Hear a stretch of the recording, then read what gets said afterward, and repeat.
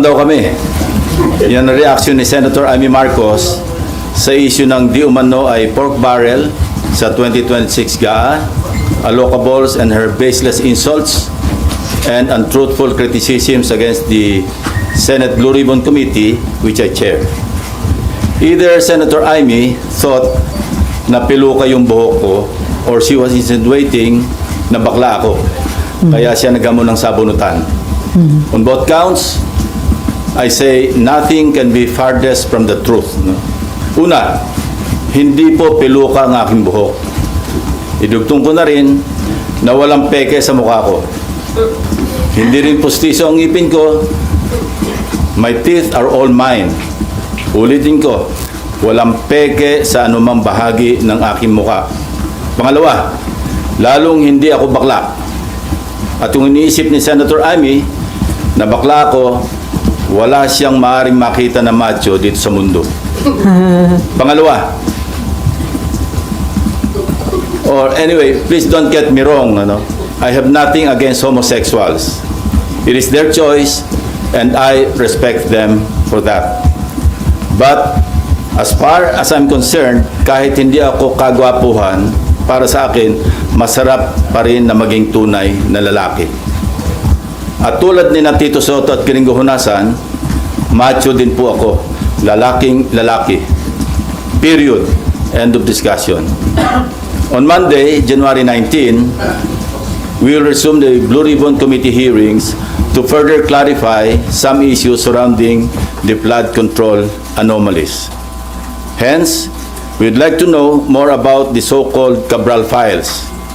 Not necessarily from Congressman Leandro Leviste, although he is most welcome to attend and participate in the hearing. In fact, we're also sending an invitation to the Speaker of the House of Representatives.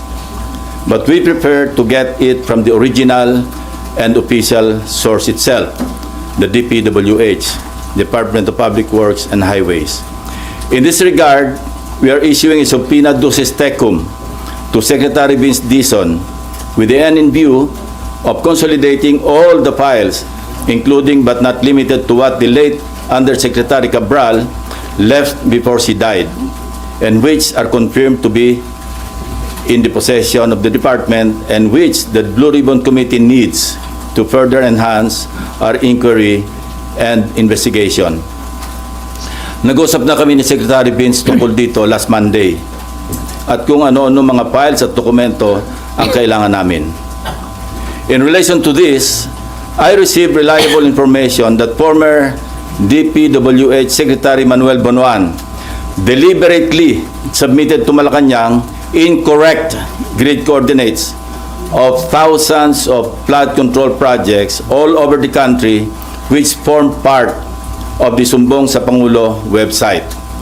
This resulted in grossly inaccurate data involving some 421 ghost projects on previously inspected flood control projects earlier reported to the public by the said department, and which they are now trying to rectify by comparing the records in their multi-year planning and scheduling, or MIPS, MYPS, project and contract management application, or PCMA, and other related documents that remain intact and in the possession of the department. Second, we would like to clarify persistent reports that former Speaker Martin Romualdez had purchased a house and lot in a plush subdivision in Makati City using the Discayas as front in the said sale. If verified to be true, this could possibly establish a direct connection between the former Speaker and the Discayas. In this regard, we may invite the former owner of the property to shed light. This is what I'm advising Senator Amy Marcos. Noise does not convict. Neither does it indict even who may be perceived as the most guilty in the FCP or flood control project saga. Only evidence does. Kaya kung meron siyang mayaambag na ebidensya para madiin ang kanyang pinsan, sumali siya sa pagdinig.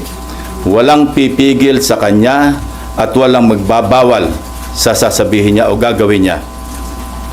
We would also seek further clarification from the so-called BGC boys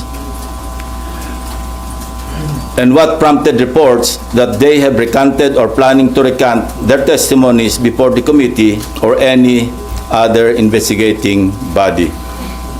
I also intend to clarify with former Yusek Bernardo the circumstances behind a failed attempt by former Chief PNP and now MMDA General Manager Nicolas Torre to take him under the custody of the latter and find out for what purpose.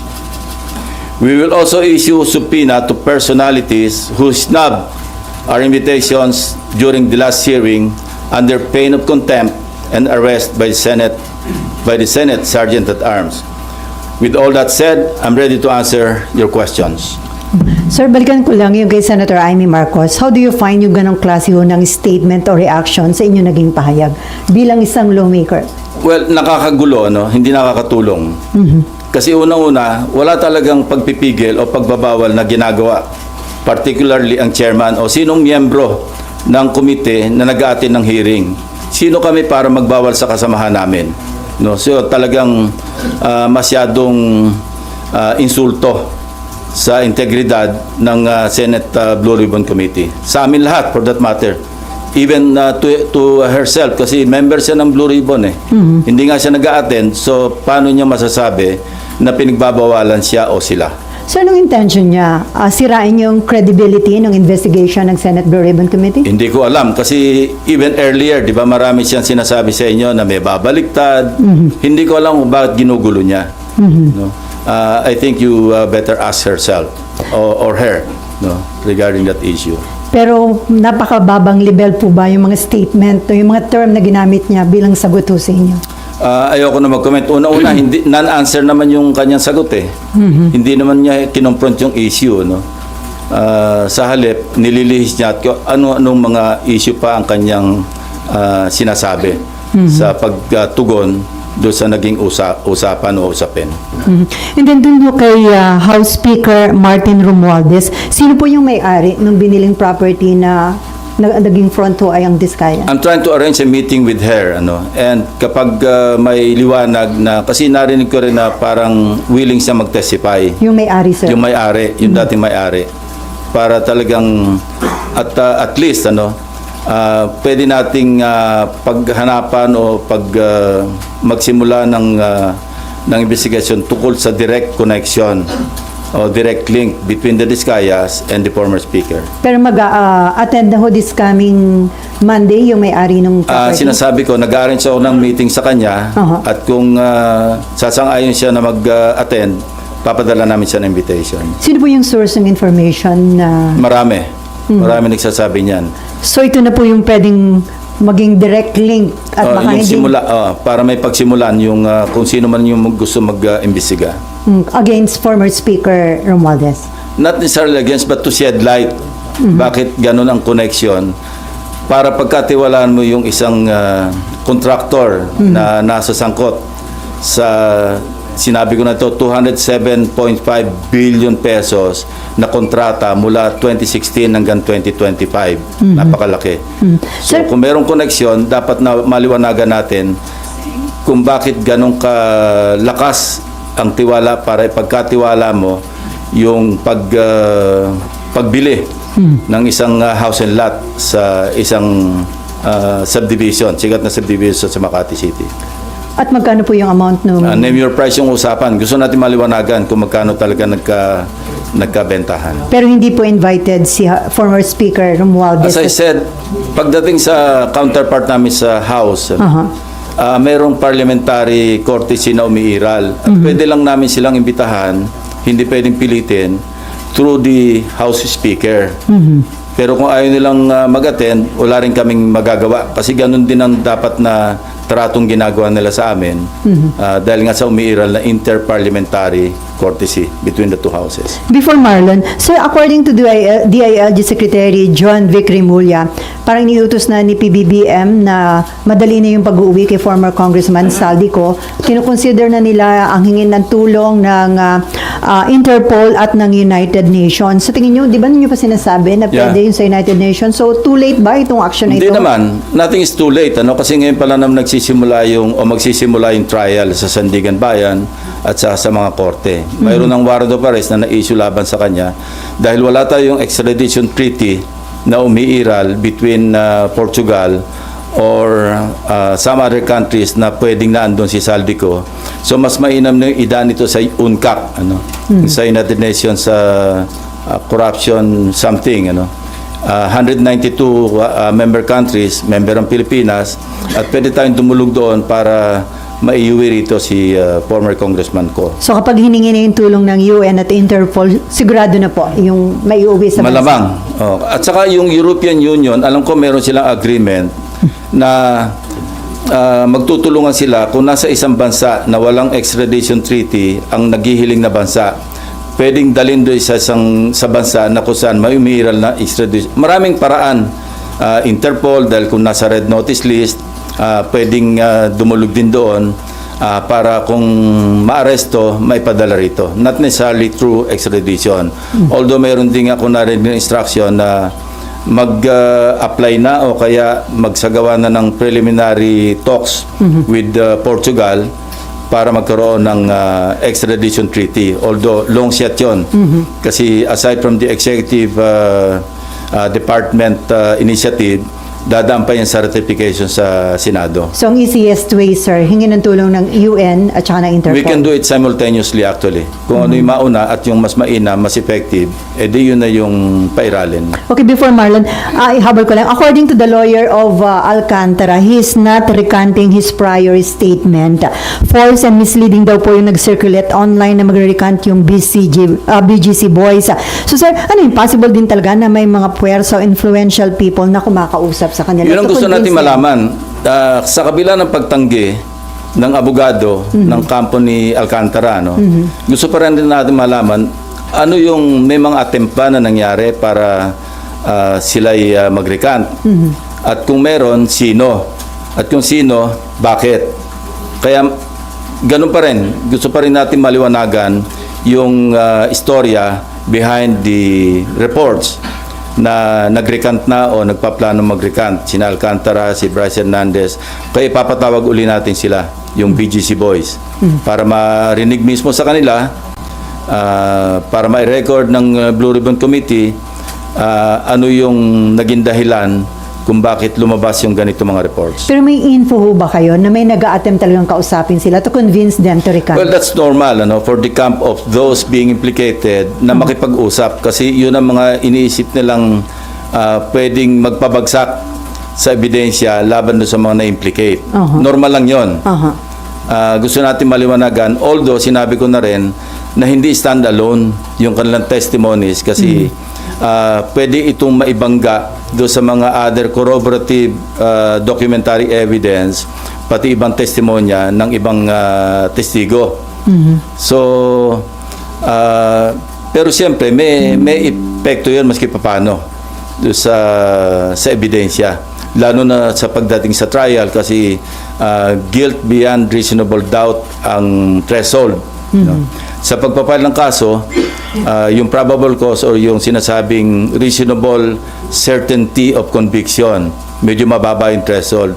Pero pagdating sa husgado, napakabigat nun. Guilt beyond reasonable doubt ang kinakailangan. So, lahat ng ebidensyang kailangan maisalang sa korte, kailangan nandoon. So, still, kailangan pa rin na naandyan yung matibay na testimonya ng mga sina Alcantara, Bryce Hernandez, JP Mendoza, para talagang masolidify yung kaso sa korte. At sila nandito pa rin, sir, sa Senate custody. Nandiyan pa rin sila, oh. So kung meron man nakikipag-usap, possible ba yun kung nakadetain sila? Hindi naman kailangan direktang kausapin sila. pwedeng sa Lawyer to lawyer. Okay, Marlon, and then Amean. And then Amor. Sir, yung former secretary mo noon, sir, yung information, sir, niya na intentionally mali yung sinabit niya recording. Yes, very reliable. Sir, may witness sir na harap to testify on that. Meron. And what do you make of that, sir? Well, deliberate, ibig sabihin, no-cover up niya talaga. Kaya looking back, naalala ko, meron siyang binanggit tungkol sa ilahad ko sa aking privilege speech doon sa nauhan. Ang sabi niya, mali raw yung grid coordinates. Although sigurado kami, kasi personal naming pinuntahan ng teams namin, yung mismong ghost flood control project. At nakausap mismo yung barangay chairman, mga tao doon, na talagang merong nakalaan na proyekto na hindi nagawa. No? So, doon pa lang, kasi nag-flashback sa akin yun eh. Kaya pala, sinasabi niyang ang grid coordinates daw mali, yung pala, nasa utak niya, alam niyang minali niya. Hindi naman kami, kasi at that time, sa privilege speech ko, wala pa naman yung sumbong sa Pangulo website eh. At least yung first privilege speech. So nag-relay kami sa sarili naming sources. But eventually, I think sa second namin, nag-relay kami sa sumbong sa Pangulo.